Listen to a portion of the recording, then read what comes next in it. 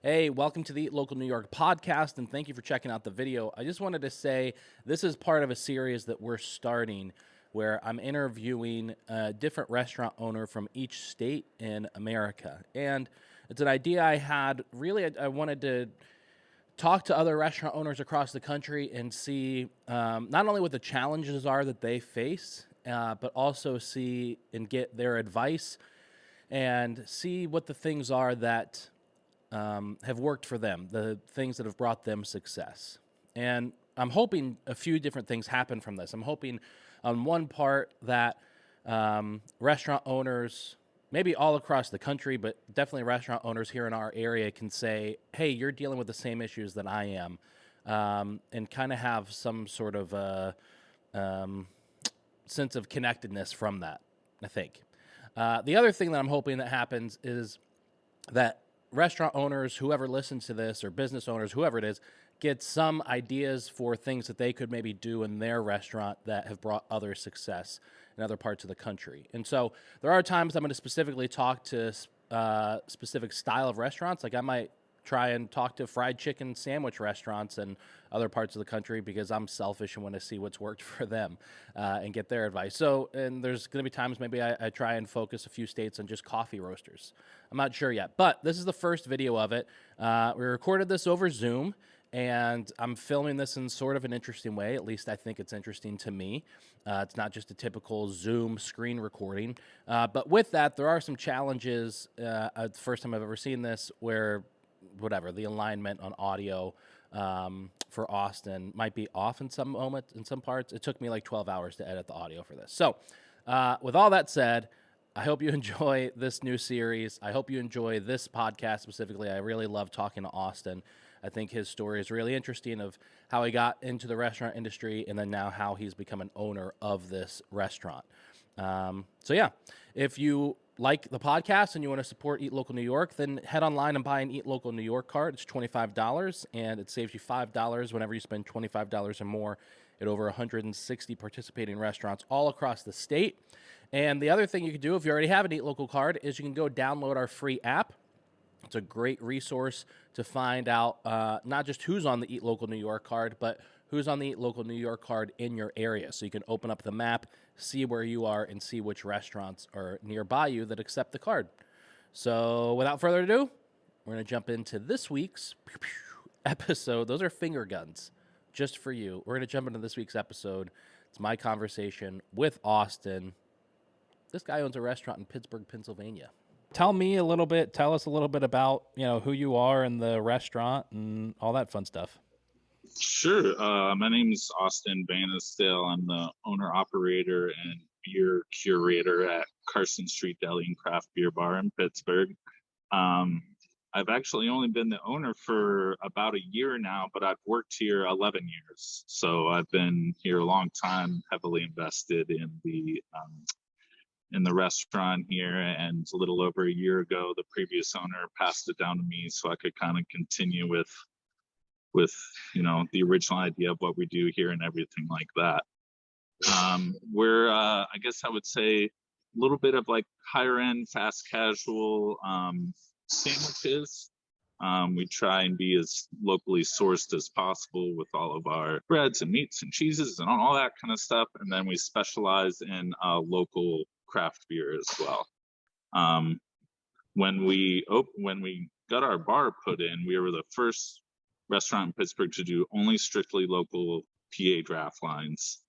So we've been curating relationships with breweries around here since about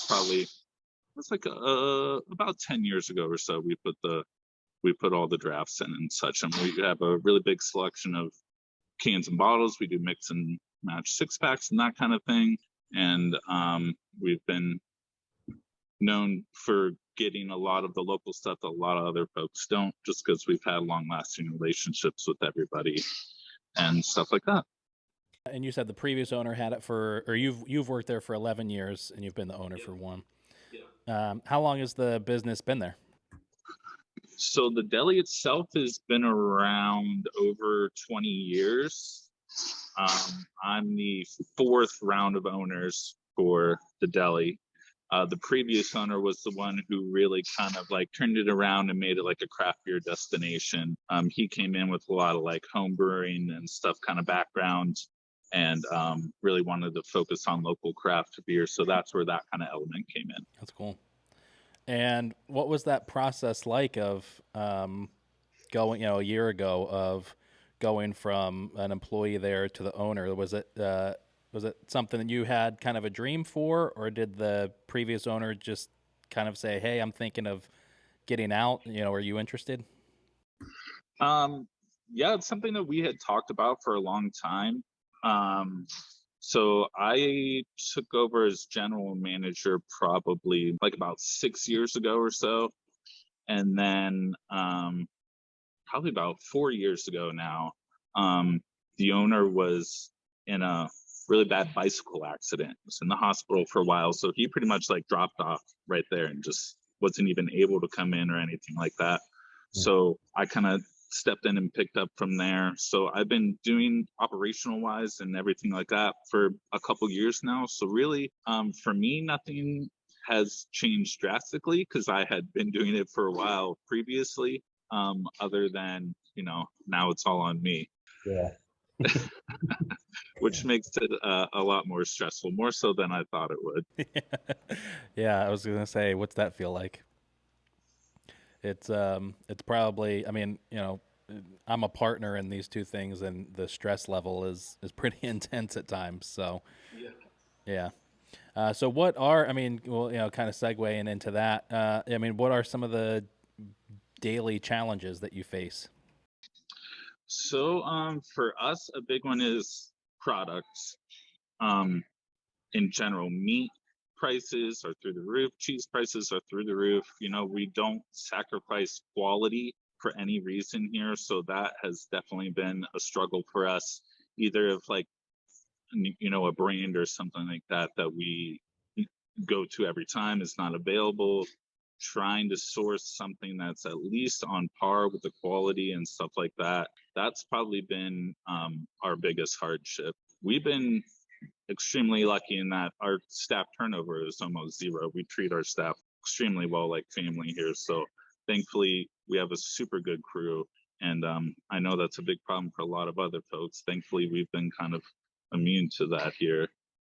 That's awesome. I remember back, this is maybe last spring, I think it was.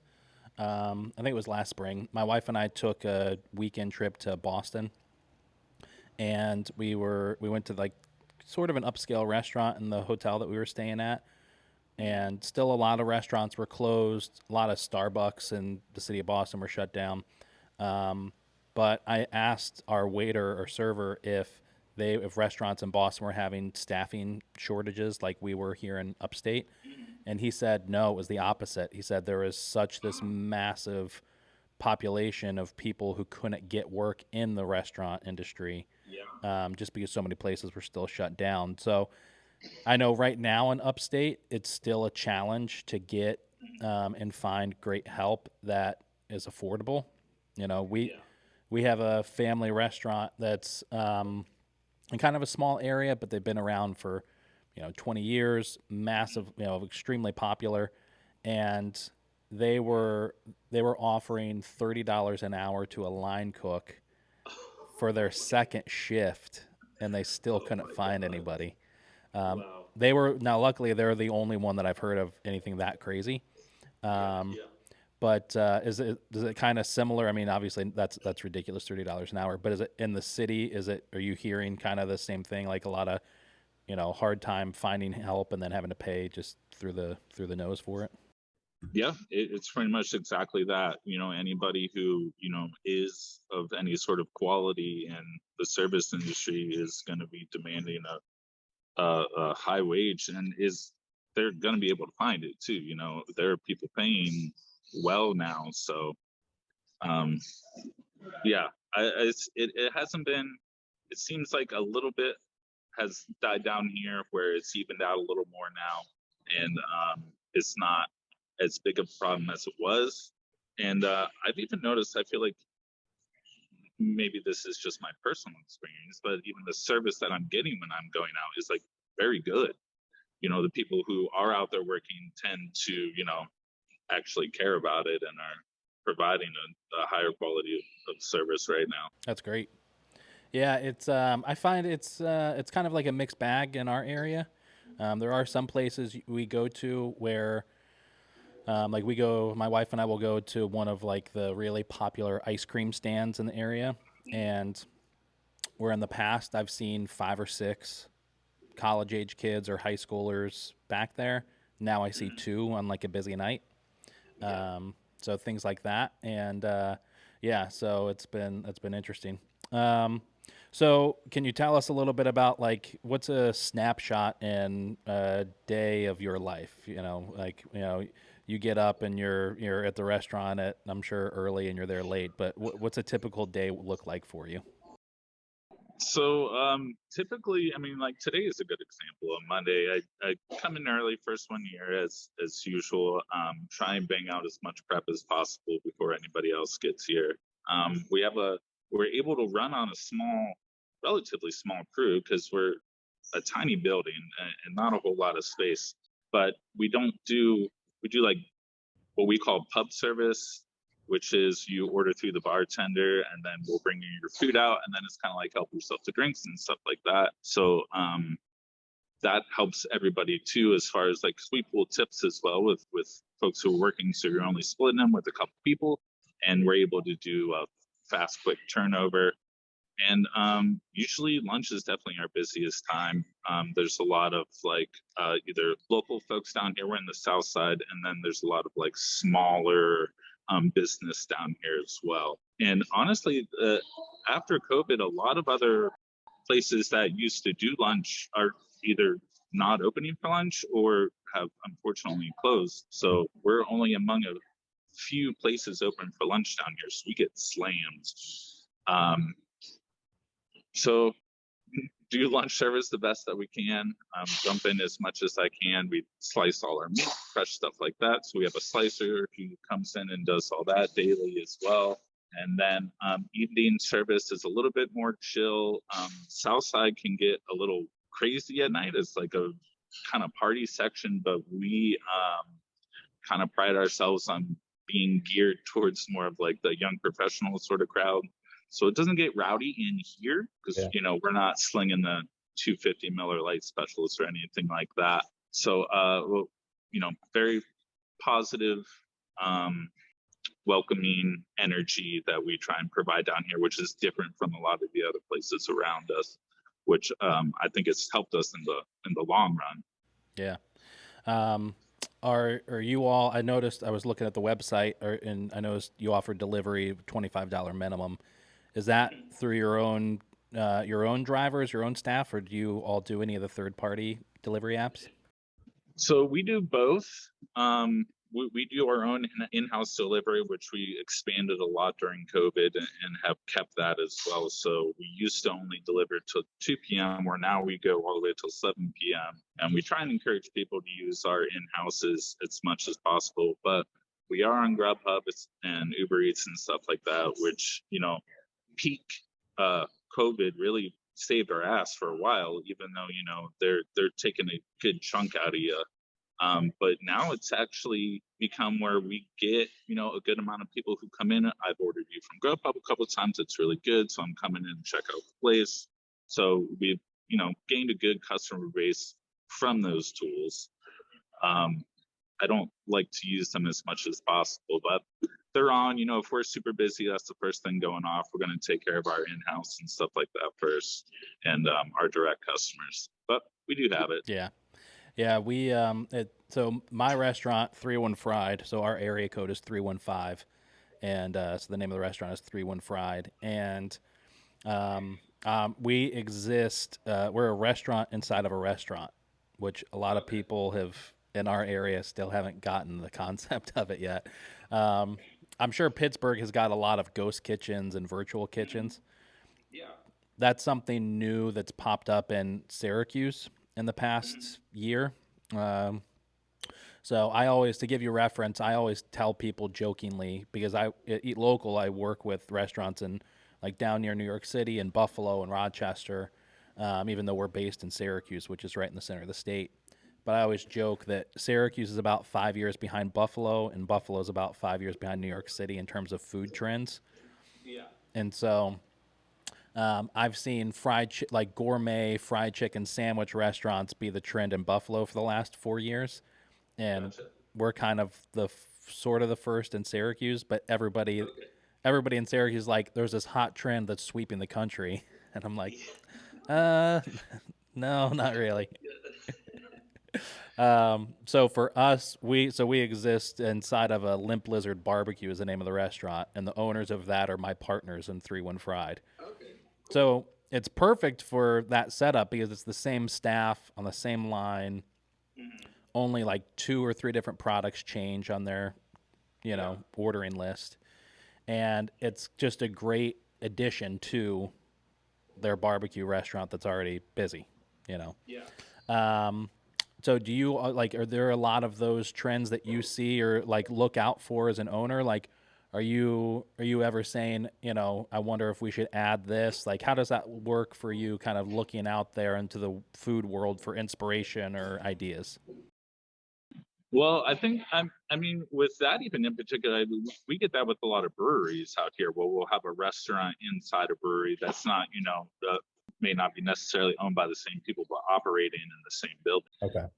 And but as far as like food trends and stuff like that, definitely something that I've really become aware of to be extremely important is keeping up and doing something, keeping stuff new and fresh constantly. Yeah.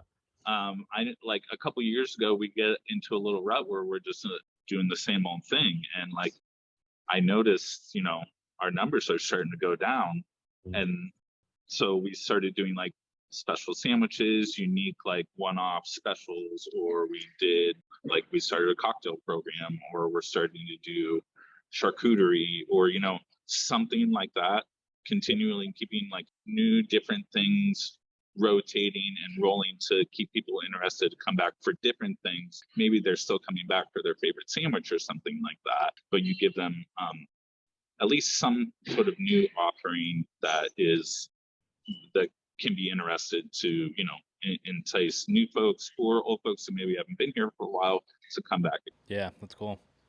So kind of with that in mind, have you noticed over the past like 4 or 5 months any difference in sales? Like, have you noticed like a decline at all? I mean, up here, a lot of restaurants, we've noticed that a lot of regular restaurants that aren't doing new things constantly are declining. Have you noticed that, like any sort of a shift in those past few months? So our cycle is relatively consistent here. Well, we will be extremely busy for like early summer, and then a lot of the college kids will leave. So it dies down a little bit during like midsummer, and then it will pick back up when college come back. And then you have the usual like January, February lull. Yeah. So really those are pretty consistent dips for us. And we have also been consistently, when those peaks are coming up, trying to, heighten those as much as possible in any way that we can. For us, again, we're a little different, and we're a little immune to some of the things in that we have an extremely good, loyal customer base who have been coming for years, and we're very focused on customer service. So we're gonna know your name, we're gonna know the sandwich you like, what kind of beer you're into, we got something new on tap, like you try this and stuff like that. So a lot of folks come back for customer service as well, which our old owner used to say, we're not like a sandwich business or a beer business, we're in a relationship business. And building that up has allowed us to have a really good customer base. And also, like, we don't do advertising or anything like that. We're on social media and such, but really word of mouth is how we get around. And I think like that kind of little bit of like grassroots feel also helps with gaining a better customer base as well. That's great. That was going to be my next question, was if you noticed any change in social media, because for us, and even we have a separate side of Eat Local where we manage social media accounts for about a dozen restaurants. It's completely changed in the past year. Oh yeah, yeah, absolutely. I like during and then after COVID, it's like a whole different game on social media now. Yeah, we're in the past, like a really well done professional photograph of a dish would blow up. Today, it does nothing. And like I did an Instagram reel 2 weeks ago. It was literally me pouring, when you go to a Mexican restaurant, they give you the chips and salsa. It was me pouring the carafe of salsa into the dish, and that was it. That was it. It wasn't a slow-mo. It wasn't anything interesting. Got like 15,000 views in an hour. And then I posted a video of like, this clip I thought would blow up. It got like 1,000 views in 2 days. Yeah, honestly, there's no telling anymore. I can't find, whereas before I could pretty much get a good rhythm or something that if I'm posting this kind of post at a certain time or a certain day, now it's, who knows? Well, I just have two more quick questions for you. I know you're busy. So the first one is, what's any advice you would give to anybody in the industry, an owner, somebody who currently owns a restaurant, thinking about getting into it, somebody who's wanting to move up, kind of like you did. I mean, any advice at all to restaurant people? I would say, I know it's hard to do right now, but is treat your staff properly and right and pay them properly and right, as much as you can without destroying your business, obviously. But I think it's really important to have a staff that also cares about what they're doing and, cares about each other as much as you can as well. And the other thing, I guess it would be also as much as you can, which I know today can be hard, is really keeping a product that you care about and that you can be proud about, and that you're not cutting corners because something is cheaper. And then honestly, that's going to be recognized by your customers.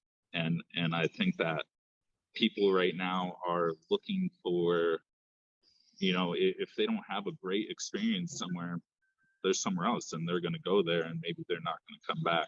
So making sure your customers are very well taken care of and your staff is really well taken care of. Yeah. That's good. So the last question is, and this is a restaurant owner who recently opened in the past year here in Syracuse, has asked me to ask every owner on the podcast this question, and that is, why do you do what you do? And if you're like me, the answer is, I don't know. Yeah. Well, honestly, I kind of fell into this. Like I went to school for film production and did that for a couple of years and just wasn't the environment I wanted to be in. I had like some jobs here and there, and then I started working here and I really developed a passion for craft beer and also good quality food. And really what's kept me going and kept me in it is those relationships that I've developed with other local breweries and stuff like that. But also our customers here, I feel like everyone's going to say they have great customers, but I feel like we really have great customers where, I've really developed friendships with them and they supported us through hard times during COVID and stuff. And I just like being able to provide a good quality product to like good local folks.